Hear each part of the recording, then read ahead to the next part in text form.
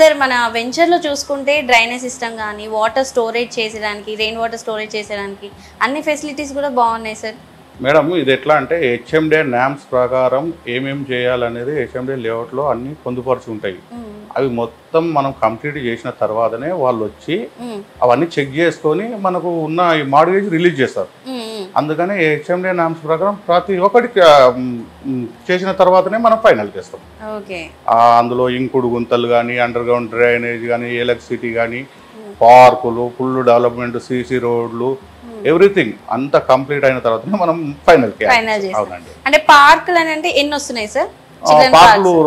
పార్కులు 2 వచ్చాయి madam. Social infra ఒకటి, ఇంకోటి ట్రాన్స్ఫార్మర్, ఇక ఎవ్రీథింగ్ హెచ్ఎండిఏ నామ్స్ ప్రకారం అన్ని చేయాలి.